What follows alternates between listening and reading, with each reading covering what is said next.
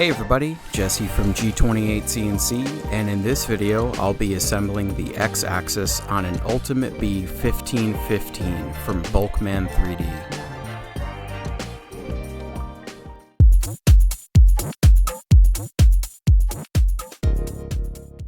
First off, you're going to have to clean your linear bearings just like we did for the Y-axis. If you clean them all at the same time, great. If not, you're gonna have to do the same thing we did. So we're gonna soak this in isopropyl alcohol. This is 91%. Let's pick up a bottle of that. The same thing as last time. Just remember that each one of these has your little grease nipple inside of that bag. And we are gonna soak these in IPA for, we're gonna do about 30 minutes.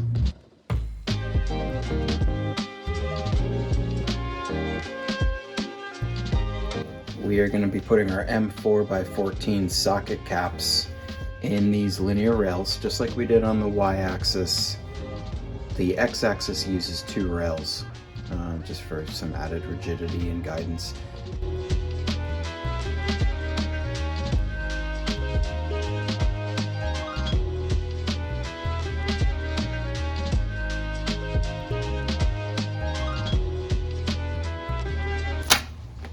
Now I flipped this up so I can easily access the back side of that screw, and I'm just going to thread an M14 out onto each one of those. I have found that it's easier to hold with a driver.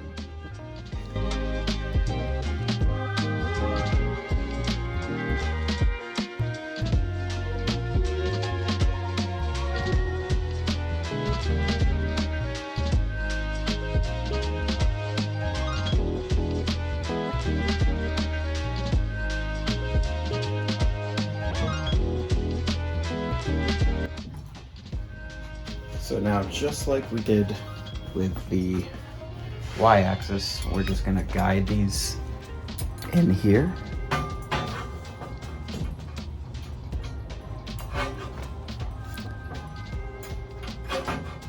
And you may found that you've over tightened these, so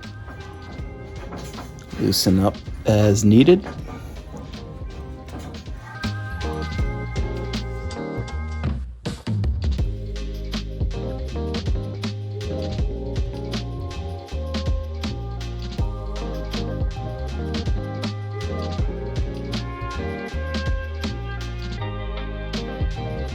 Then we've got our handy dandy BulkMan alignment tool. We'll get this first one aligned here. And then we'll just keep sliding this down to tighten these all up.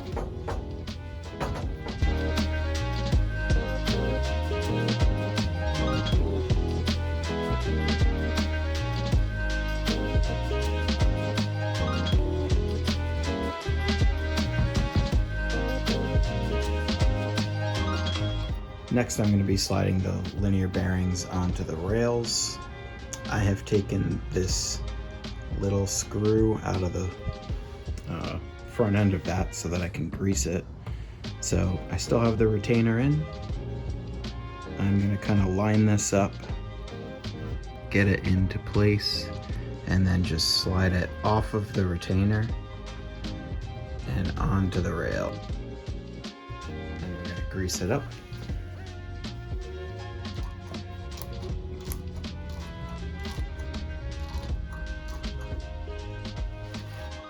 And I'm going to get that grease nipple threaded on there too.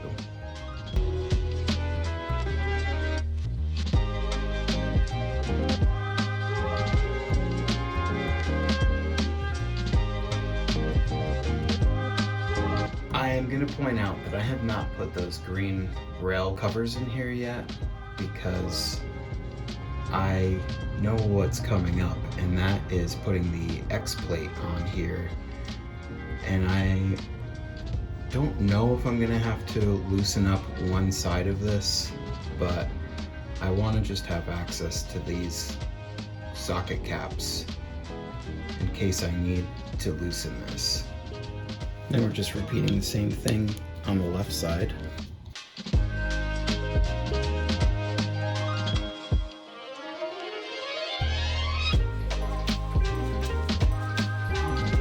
Next, we're going to be mounting our X plate onto the linear bearings.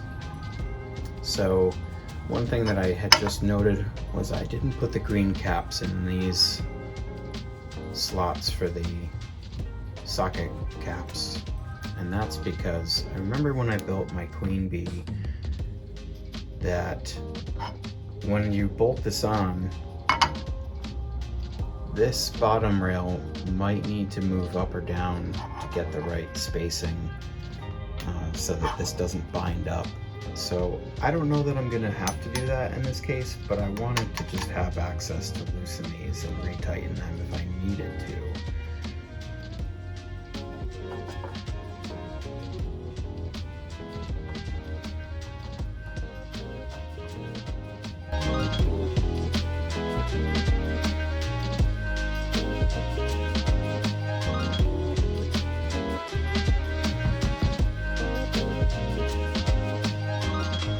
So I am happy that I didn't put these in, because as it turns out, these don't line up. In the Queen Bee instructions, I think it explicitly says to leave the bottom rail loose so that you can get this aligned, and then you tighten all of the button caps down, and then you use this to actually set the spacing of the two rails. It does not mention that in the BulkMan instructions for the Ultimate Bee. What we're going to do now is go back and loosen up all of the bottom socket caps, and then I'm going to put all of these back in the X-brace and use this to slide along and set the distance between these two rails. So now that I've loosened those up, I should be able to get these two aligned. Let's give it another try.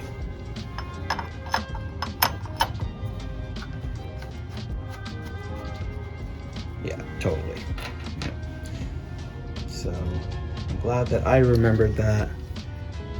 If you had not built one of these before, you might not know to do that.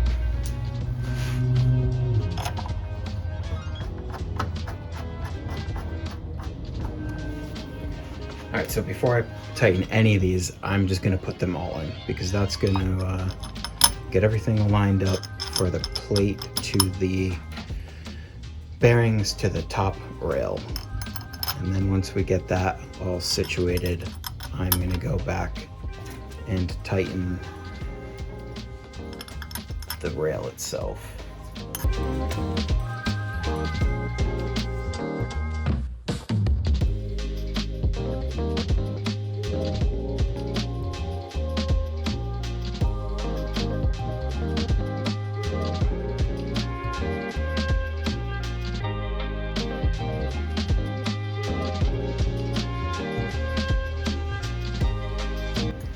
Alright, now I'm going to slide this down to one end, and I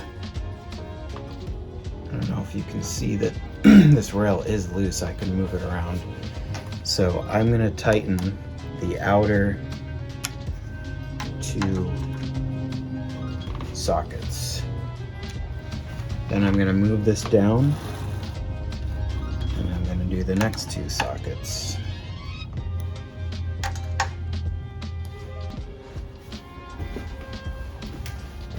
And we will keep that going until we get all the way to the end and all of these socket caps are tightened.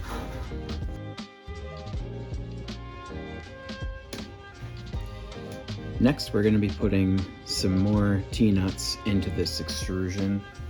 So we're going to be putting 3 in the top, 3 in the bottom, and then 2 in each of these tracks.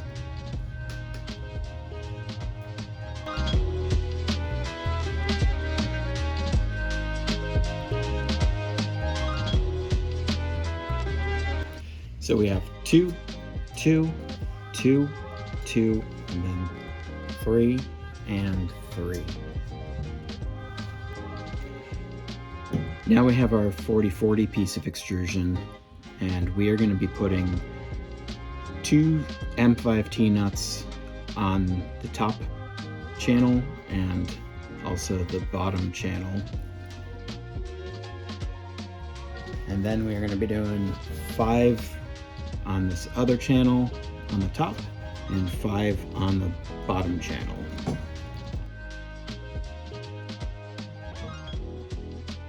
All right, just to say that one more time, we've got 5, 5, 2, 2.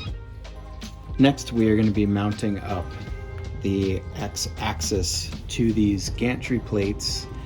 So just remember that this is the 80/40 extrusion. So we're going to have this set of 4 holes here, 1, 2, 3, 4, and then 1, 2. So a trick for the queen bee, I remember seeing a few people doing this, is that you take again your lovely drivers that you possibly ended up picking up at this point, and get this lined up.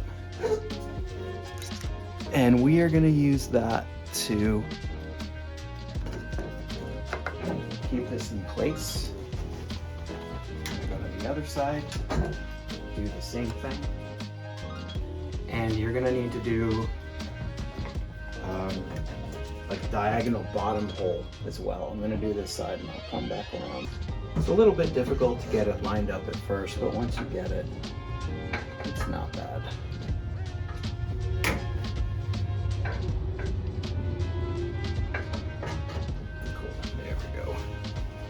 I'm gonna get my screws like kind of threaded part way, and remember that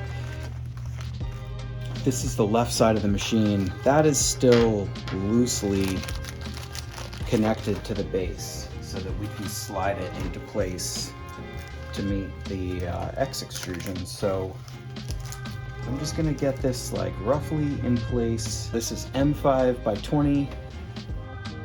And one of our little, what they call the precision shim.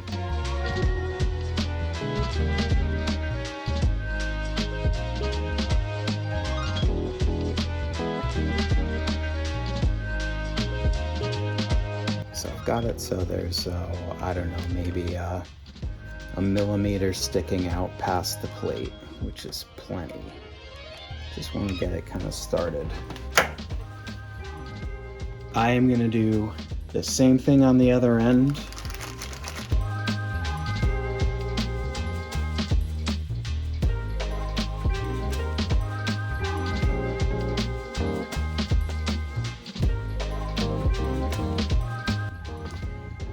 So just to remind you, this side is still loose. We haven't tightened any of the button caps on the front or the back, and we also haven't tightened the right angle brackets that attach the middle sections to the axis.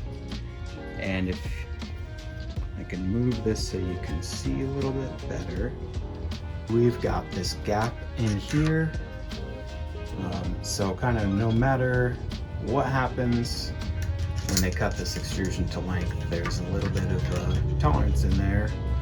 So we left the left side loose so that we could push it this way to account for that difference. Also, remember, we hadn't squared up the axis to the base yet. So we kind of need to do all these things in this step. All right, so I'm going to start to shift the axis over towards this face of the X extrusion. Close up that gap. It's going to take a little bit because you got to move the front and the back, and things are a little misaligned.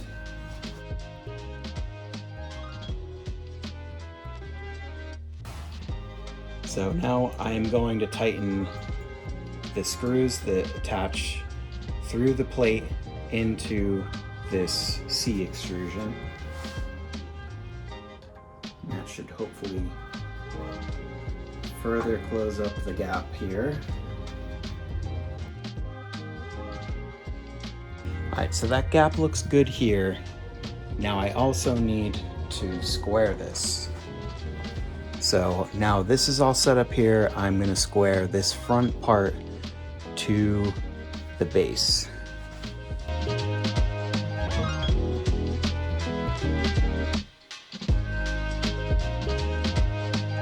Alright, now I've moved the gantry to the back, and I'm going to do the same thing. I'm going to square up the axis to this back extrusion and tighten this down.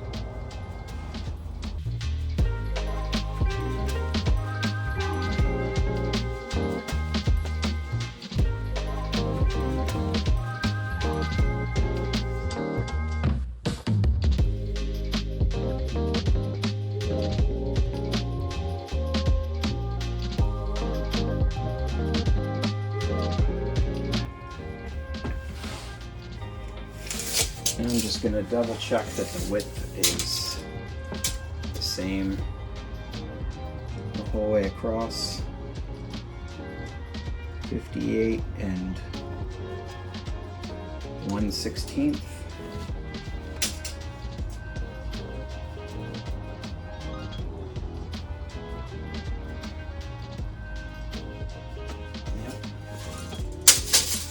This you'd hope would have to be because it's like a gantry. You never know.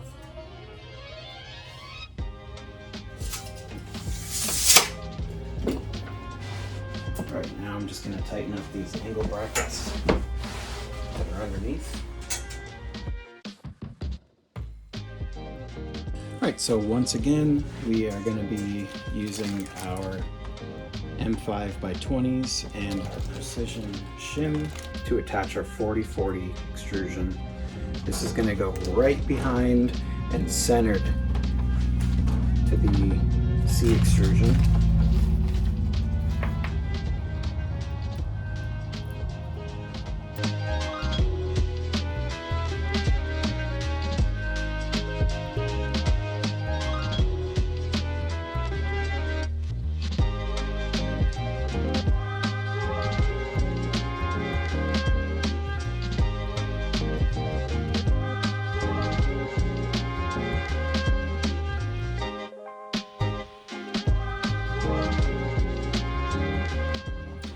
Next, we are going to be attaching our right angle brackets to the C extrusion and the 40/40, and then screwing those to the gantry plate. So just get your T-nuts in place. On each side, you're going to have one T-nut in each of the channels. Alright, so I found when trying to attach the angle brackets to the gantry plate after I had already put the button cap through to the T-nut was that the heads of the screws collide. So you have to do the bracket to the gantry plate first.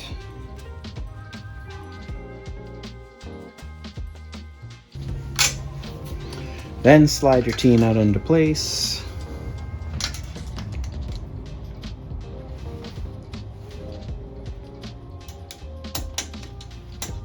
And attach that. It's just those little gotchas with the Ultimate Bee and the Queen Bee that are just like, if it were just in there, you wouldn't. I actually stripped this one. I cross-threaded it and had to kind of chase the thread to recover.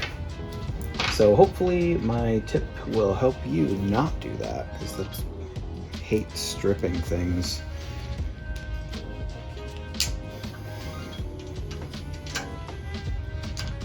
So just make sure you don't cross thread. All right. Yeah, that should have been the way to do it. I wish it had just been in the instructions like that. I'm double checking to make sure I'm not speaking out of turn. No, totally says to do it the other way around, which is not the way to do it.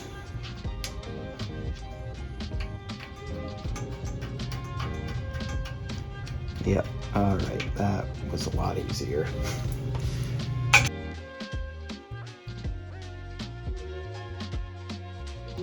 Cool. Now you're gonna repeat the same thing, but mirrored this way. So looking up from underneath the machine. All right, now we've got our angle brackets attached to the top as well as the bottom on the left side of the machine. We're gonna repeat this for the right side of the machine now, both top and bottom. To attach the angle brackets to the gantry plate, you need these M8 by 10 millimeter long button heads. And that takes 8 per side. And I have 2 left from the bag, which is really disappointing. So I myself am lucky because I have a lot of metric button heads on hand, but if you were in the middle of your build, this would probably be a really disappointing thing, because if you don't have them on hand as extras, you'd have to order them. So I am gonna throw a link to this. There's all different, I mean, this is from Amazon. I just buy like assorted boxes of these. And I have M5, I have M4, M3, 6, 8, you know, kind of just the standard sizes. And I use these for a lot of different things, but it's a nice little set. But I do have those M5 by 10s here. So I'll throw a link to this. Not a bad thing to have kicking around. Now, looking down on the C-beam, you are gonna have 3 T-nuts left that you had inserted in there. And these are gonna be to attach another angle bracket to join up this C-beam to the 40/40. So you're gonna wanna spread these to be equidistant over the whole length of the gantry. So basically every 500 millimeters or so if you're working with a 15-15. All right, so I'm working on the center. I have a T-nut here. I also have a T-nut on the back side of this C-beam. So I'm just gonna attach this up.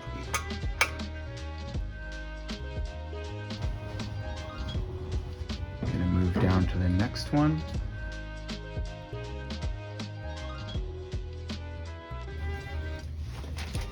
And our last one. All right. Now we've got all 3 angle brackets attached for the center supports. We're gonna do the same exact thing, but coming from underneath now. The final step for the X-axis is to mount up the ball screw and then attach the stepper motor by way of the coupler. So I've just got everything laid out where it needs to be. This is our floating end. So we've got our little floating end bearing block. I'm gonna leave the ball nut down towards this end because we have to put this in at an angle. I have all of the hardware to attach the ball nut up to the X brace by these 3 threaded holes. So we've got all of that hardware and that gasket. And at this end, we have our fixed end bearing block, our spacers, our coupler, and our motor, and all of the hardware that we need to mount it up. For tools, you'll need your hex drivers or your Allen wrenches, whatever you're using. I don't have either my small needle nose pliers or my C-clip pliers. So I'm feeling lazy again. I'm not gonna go downstairs and get that. I'm gonna try and use these little snips. Feel like it'll work out. Always good to have the tape measure and some sort of square on hand. So I've got both of those in case I need them. Next, we've put our grease nipple onto the ball nut. We're gonna face this down, and we need to attach our adapter to this.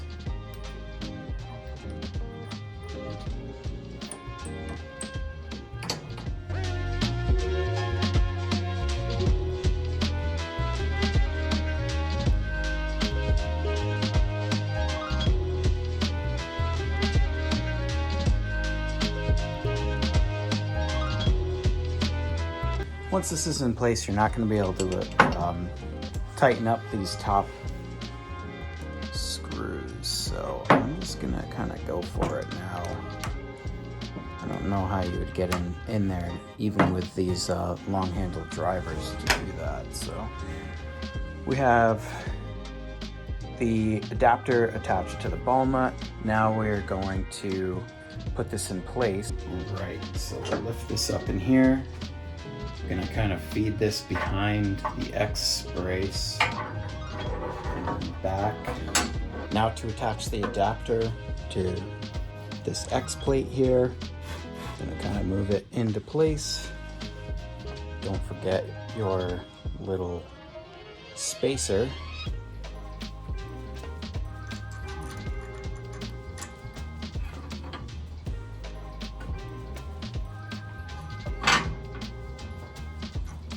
Get that top one in, kind of loose. Cool.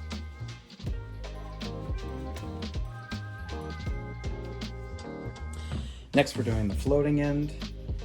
I'm going to push this back over and put the block in. All right. 4 of these little 3mm by 12 screws. Get those kind of loosely threaded in. Gotta stress that loosely still, because anything that you tighten down isn't going to help with your alignment. You need things to be a little bit loose so that once everything's all connected up, you can then go back and make adjustments and tighten when the time is right. All right, so we're gonna actually try something a little different. If you don't have C-clip pliers, you could use 3 of your wrenches, your drivers, and spread that open.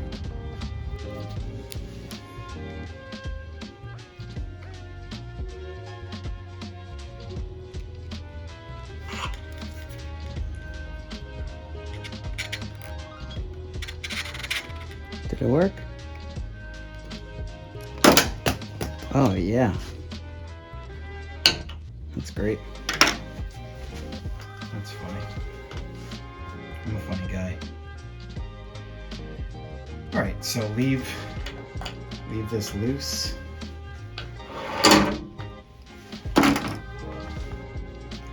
Well, I don't like that there's rust on there, but what are you gonna do at this point? All right, we've got our fixed end. I just want to remind from the Y-axis build that it should have these little black,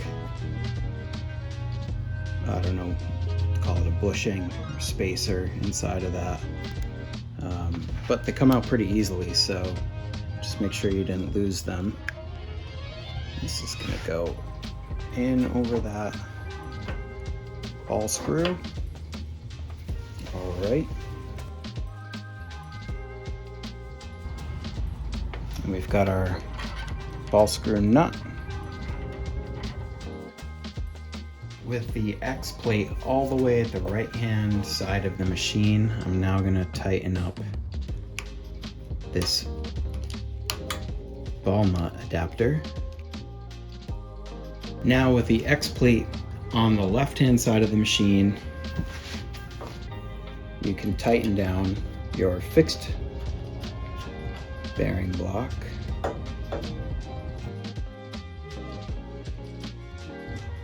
And we are back with the X plate on the right hand side. I'm now going to tighten down the floating end bearing block. All right, the rest of our business is going to happen at this end. The X plate back. You can now tighten down the nut for the ball screw, and I'm also going to tighten that little set screw or grub screw to keep that locked in place. Now we can attach our coupler. This is the same as the Y-axis. You can only put this on the right way because one of these sides is larger than the other. So the small one is for the stepper shaft, the large one is for the ball shaft.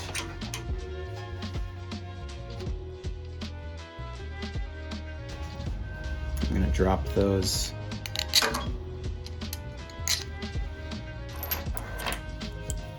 I mean, I would call this a socket, like a carriage bolt kind of thing, but maybe it's just a normal socket cap. Let's think about this. I'm going to have the wire facing down, and I'm going to put those spacers on there.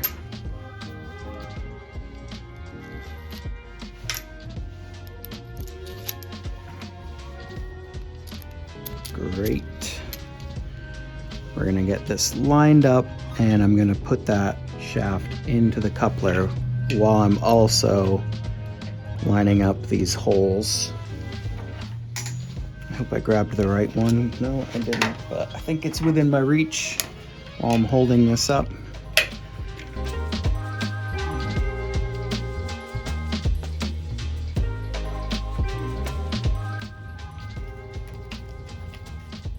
And this is the same thing as the Y again, in that getting through this plate with these longer socket caps has a lot of resistance, and I don't know, maybe it's just that the threads are not nicely tapped on the back end. I don't know, it made me nervous on the Y, but it seems fine, so I'm just gonna trust it for this X here.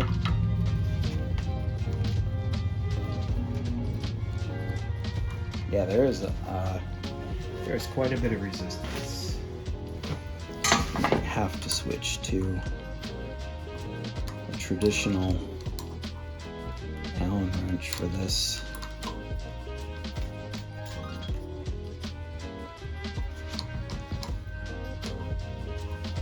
Does it seem aligned? Sure.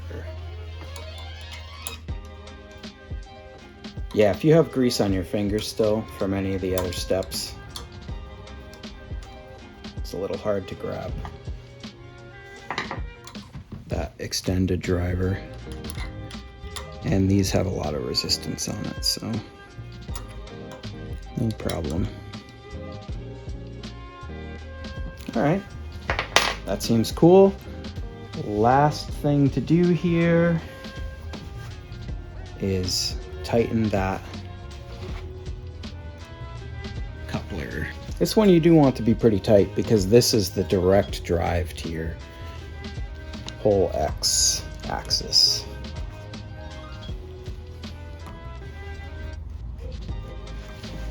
All right, let's see if it turns.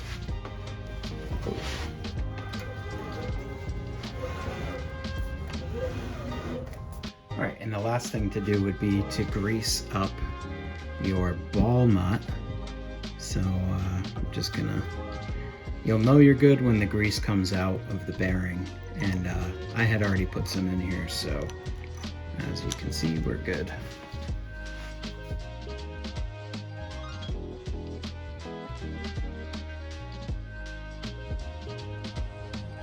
So that's it for the X-axis assembly.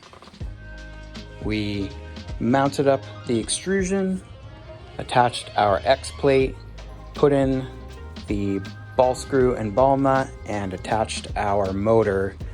We also put in this 40-40 brace that's going to help with the rigidity, both the sag in the center, and to help keep this from tilting forward once you mount up the spindle.